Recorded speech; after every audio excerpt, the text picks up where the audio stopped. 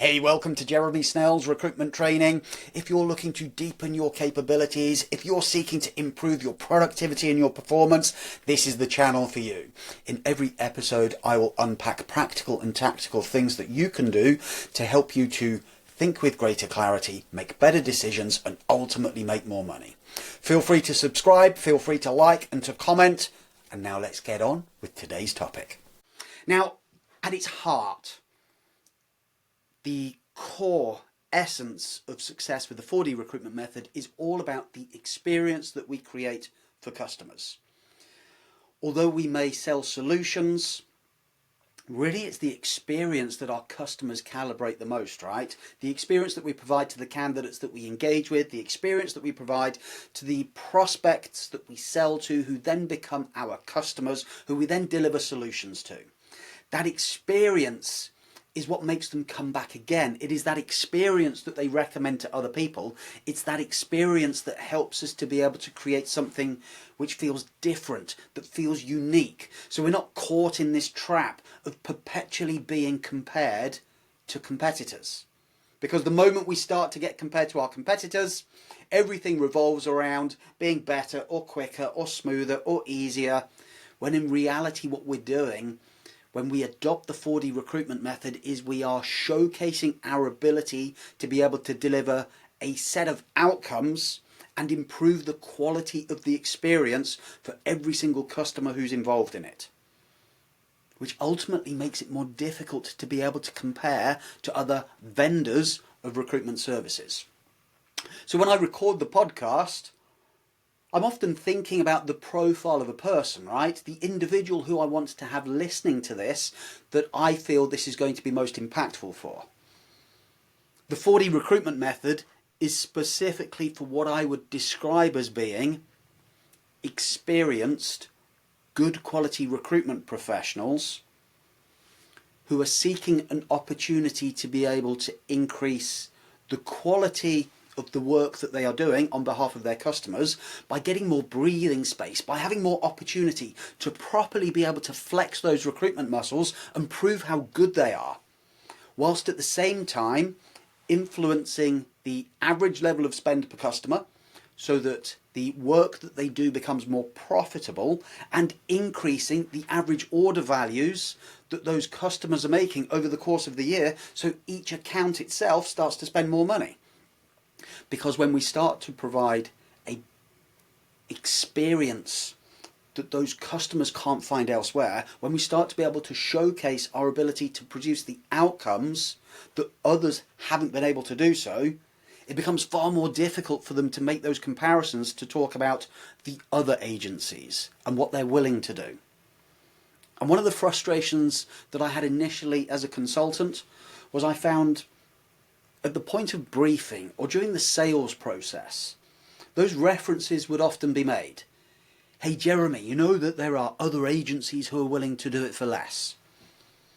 And initially that used to make me recoil a little bit, not necessarily because I didn't like being compared to the other agencies. It took me a while to learn how to recoil at that.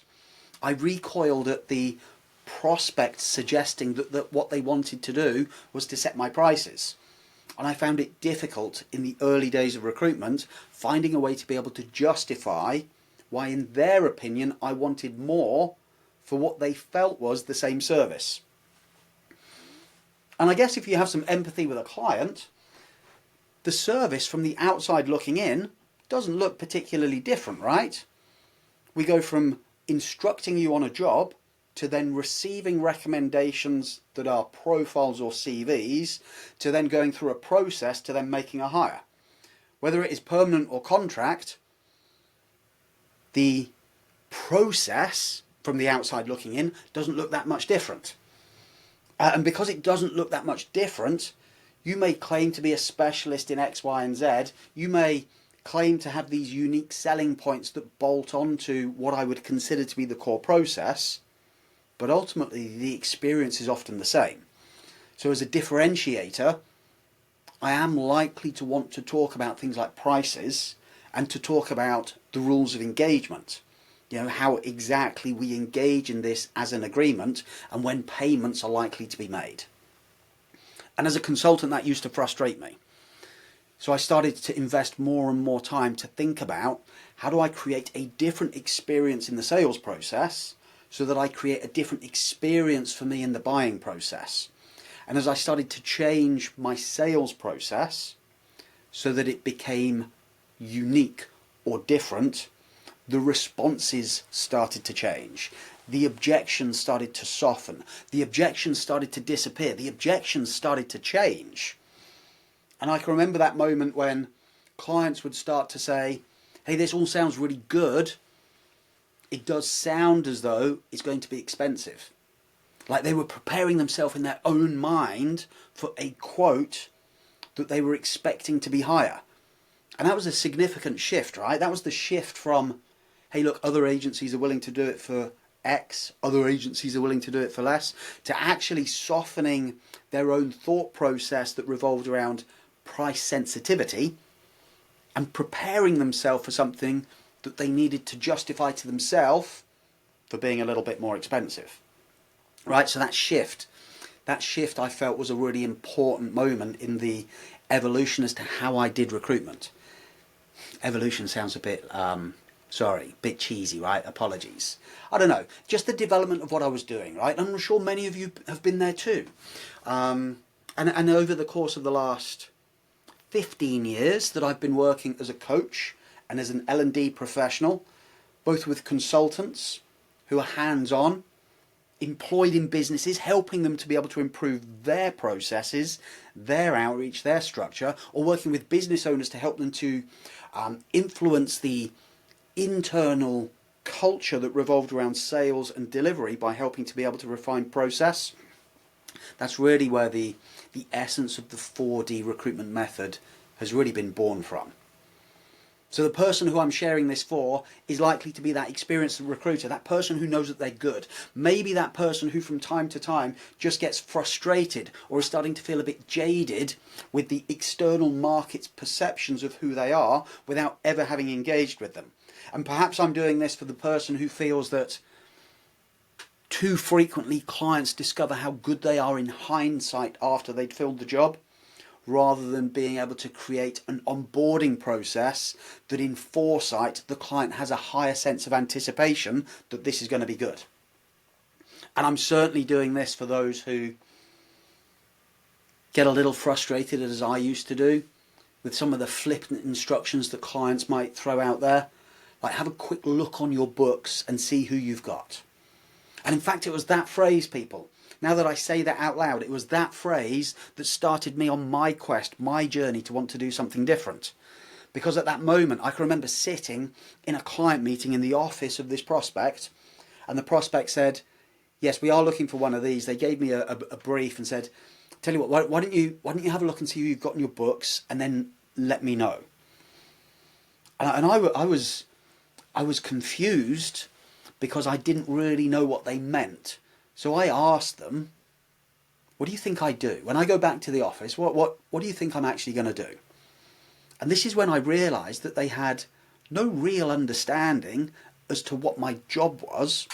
And perhaps in the past I'd been overly reliant on other recruiters from other agencies having educated the client, the prospect, as to what I do based upon what they do.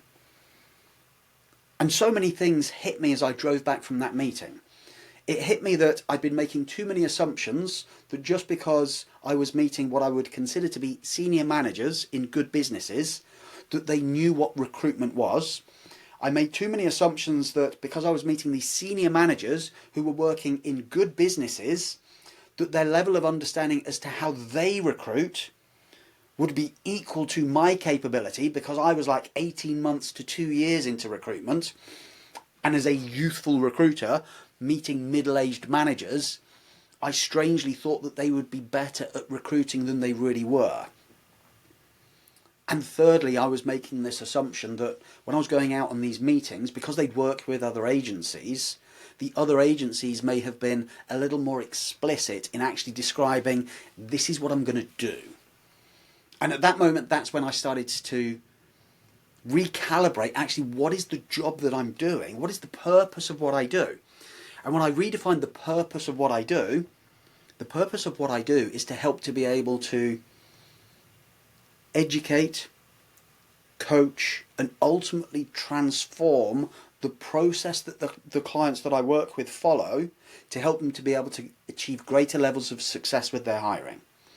Whether that is how they engage with me so that there is a better link, right? A better link between them, their goals, their mission, the purpose of the hire, and how they go about briefing me so that I become an extension of what they're doing with a level of understanding that ensures that the quality of the matching is much better because I've invested more time in the discovery. And I've invested more time in the discovery that is actually about the process and the journey rather than simply a discovery of the content of the job. And I could see in my peripheral vision how often my colleagues would focus the majority of their time on qualifying the job, like what do you want to hire? Very little understanding of why do you want to hire, and almost no understanding of how do you go about hiring. And the more energy that I invested in why do you want to hire and how do you propose to hire, the better I understood some of the challenges that they faced that right now they weren't particularly aware of. They weren't necessarily aware of how they were setting their stall out to actually go about doing the hiring, like the process they were going to follow, how it may actually be broken at its core because it was not going to help them to be able to find what they were looking for because the assessments were pointed in the wrong place. Or the better I understood why they were hiring, the easier it was for me to be able to match people who had the right attitude and the right behaviours, as opposed to simply finding people that had the right level of tenure and the right amount of qualifications.